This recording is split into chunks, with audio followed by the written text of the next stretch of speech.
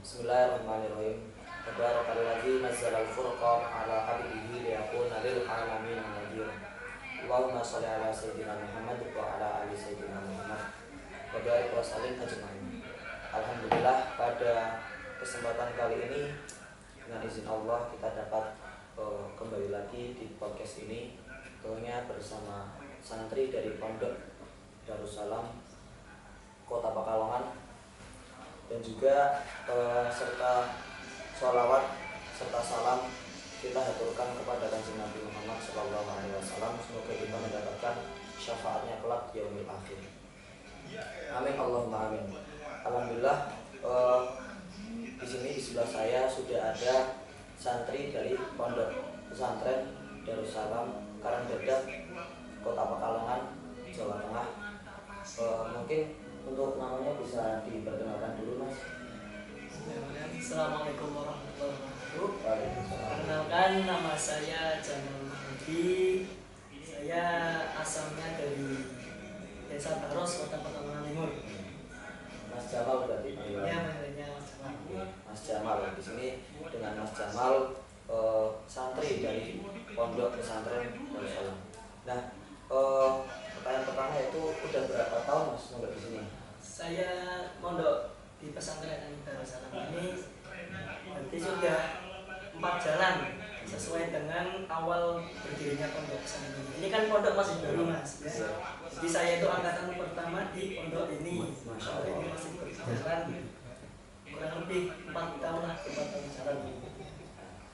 Terus untuk pertama berarti santri yang awal-awal ya? Ya, santri awal-awal itu mungkin berarti kalau sekarang itu kelas berapa, Mas? Jadi saya itu di sini kalau di pondok pesantrennya itu madinya itu kelas 4 madinya.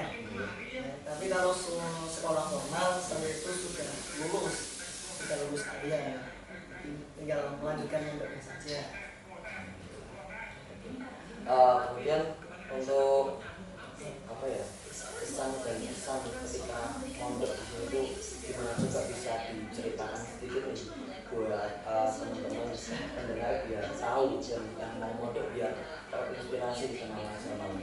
Ya, intinya kalau di pondok pesantren itu menurut saya sendiri itu dunia yang sangat indah dan yang sangat asik lah. Kalau dibilang asik ya cukup asik, karena di dunia pondok pesantren itu banyak gimana ya, macam-macam anak-anaknya itu ya, ada yang unik, ada yang asik, yang intinya itu banyak lah macam-macam. Di saya itu kalau di pondok itu alhamdulillah banyak bertanya, banyak kuatnya, karena juga dari dukungan teman-temannya juga itu, Mas. Oke, alhamdulillah, masya Allah ya teman-teman. Kemudian kalau apa ya,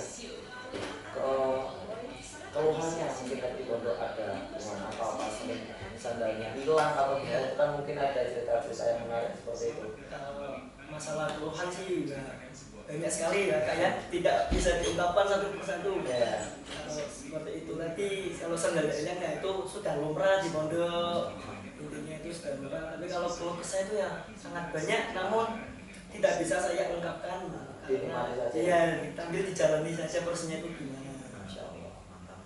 Nah, kemudian biasanya nih kalau di pondok itu kan ada beberapa ustadz atau masyayikh kiai yang menjadi salah satu ustadz atau kiai yang favorit. Nah, kalau untuk Mas Jamal sendiri ini siapa sih sosok kiai yang favorit lah, yang bisa deket sama Anda, kemudian dia menjadi ustadz yang menjadi public figure Anda, seperti itu ada nggak? Favorit ya, gitu ya. Iya. Kalau menurut saya sendiri dari kiai atau ustadz itu ya yang utama itu kiai pimpinan pondok pesantren ini sendiri kan, yaitu Kiai Amin Maizun. Tapi kalau dari ustadz itu banyak anak-anak yang memfavoritkan, yaitu Ustadz Nafafi. Masya Allah. Ya, banyak sekali anak-anak yang memfavoritkan. Entah gimana dari segi sikap, ketampanan atau gimana saya tidak tahu. Sangat difavoritkan bagi santri-santri sini. Dan kebetulan itu Pak Lafaf itu ya satu kelas. Oh, satu kelas. Saya kan juga masih jenjang kuliah di Kiai Haji Abdul Rahman Wahid. Gus Dur lah sebenarnya di Pekalongan. Oke. ya satu kelas dan sering lah kita nongkrong ataupun ngaji bareng seperti itu. Nah kemudian pertanyaan selanjutnya, jenengan kan sudah mondok lama, terus kan pasti ada jenjang berikutnya yang harus jenengan tempuh ya, seperti mau mondok lagi ataupun mau melanjutkan kuliah ataupun yang lain-lain. Nah untuk pandangan kedepannya setelah mondok itu jenengan pripun, ada terbesikah mau kuliah atau mau mondok lagi seperti itu? Ya, kalau menurut saya sendiri itu masih bingung mau melanjutkan mondok lagi atau gimana. Nah, tapi kalau saya itu aslinya kayak gini Kak, saya lulus dari sekolah formal dari Alia itu sebetulnya itu ingin untuk melanjutkan kuliah. Namun saya itu ketika masih lulus itu masih bingung apakah saya itu kuat apa tidak yang melanjutkan kuliah sambil mondok. Nah itu kebingungan saya itu di situ. Kalau dari orang tua sendiri ya saya mendukung, saya disupport untuk kuliah, tapi hati saya sendiri yang belum kentet, belum yakin untuk melanjutkan kuliah. Oke, seperti itu. Ya nggak apa-apa sih mas, saya masih pasti namanya saya ada masalah seperti itu. Mondok kemudian bingung mau mengambil apalagi ya di mondok seperti itu. Mungkin dari jenengan ada yang mau ditanyakan dari saya? Nah, ini kakaknya sendiri tadi dari UN Gus Dur ya? Iya. Nah, kakaknya itu di sana itu ambilnya itu jurusan apa? Oke. Kalau saya mondok kuliah ya di UN Gus Dur itu saya mengambil jurusan ilmu Al-Quran Tafsir. Kenapa saya mengambil jurusan ini? Karena saya juga ada sosok kiai ataupun ya mas saya yang menjadi role model saya untuk bisa mengambil jurusan ini, yaitu Gus. Karena Gus itu ya saya sering beberapa kali karena saya belum menjadi khusus sering melihat beberapa kajiannya. Nah sering kalau 2 bulan atau 4 bulan sekali itu Gus untuk ngaji di anak kalau nggak salah. Kemudian saya ingin sekali untuk bisa menafsirkan Al-Quran secara mudah dipahami seperti itu. Jadi saya ambil Al-Quran tafsir ini. Kayaknya seru juga ya Kak ya, boleh di situ. Tapi emang kalau boleh tahu nih, kalau sudah lulusan pondok itu apakah boleh bisa kuliah di UN Gus Dur Pekalongan? Oh, kalau lulusan pondok? Iya, lulusan pondok. Tentu kalau lulusan pondok bisa. Saya juga kan dulu mondok di 7 tahun sambil sekolah, kemudian saya lulus mengambil ilmu Al-Quran Tafsir di Pekalongan. Biasanya lulusan pondok itu yang malah lebih chance ataupun kesempatan diterimanya itu lebih besar. Karena kan memang di pondok kan basic Al-Quran itu kan sudah ditempa seperti itu. Sesuai dengan jurusannya tadi ya. Nah, betul seperti itu. Jadi nggak usah khawatir ya. Tinggal kita usahanya gimana, kita mendaftar, insya Allah kalau ada jalannya pasti diterima. Tapi kalau boleh tahu nih Kak ya, katanya kan tadi ambilnya itu jurusan apa? IAT. Iya, Al-Quran dan Tafsir. Kalau boleh tahu setelah kakaknya itu lulus dari jurusan IAT, itu ke jenjang kedepannya itu kakaknya itu bisa menjadi apa Kak setelah lulus dari IAT itu? Nah, oke, ini pertanyaan yang cukup menarik ya teman-teman, dan agak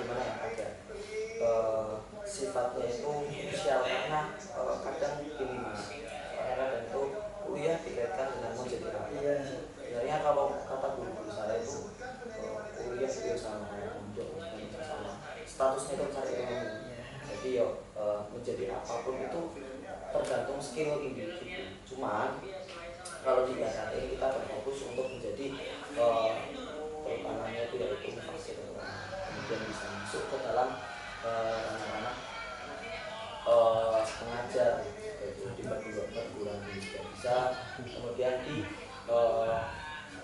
perguruan agama seperti itu, kemudian agama, terus lajnah tasawuf Quran itu juga bisa untuk mentasbih Al-Quran. Itu sangat perlu untuk orang-orang dari jurusan ilmu Al-Quran Tafsir, itu sangat dibutuhkan. Apalagi yang tahu mengenai Al-Quran, hafal Quran terutamanya, kemudian yang tahu mengenai Quran Sabah, itu sangat diperlukan seperti itu. Cukup tertarik kayaknya tiba-tiba itu di hati itu muncul ingin sekali kuliah itu di sana, kayaknya itu bagus banget gitu.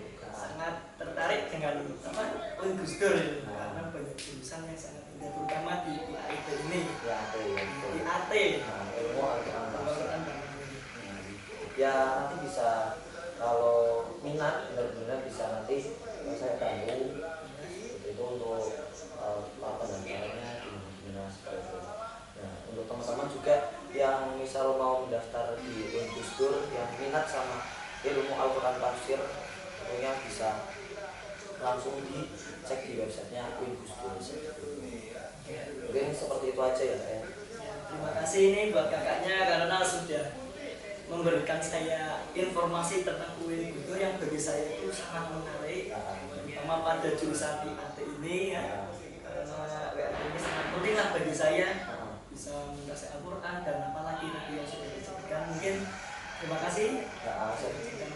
Saya juga terima kasih kepada Mas Jamal selaku santri dari Pondok Pesantren Darussalam yang sudah memberikan sedikit pengalamannya di pondok pesantrennya. Semoga teman-teman di sana yang ingin mondok bisa termotivasi sama sedikit ceritanya dari Mas Jamal.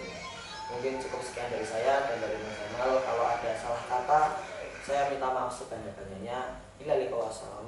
Wassalamualaikum warahmatullahi wabarakatuh.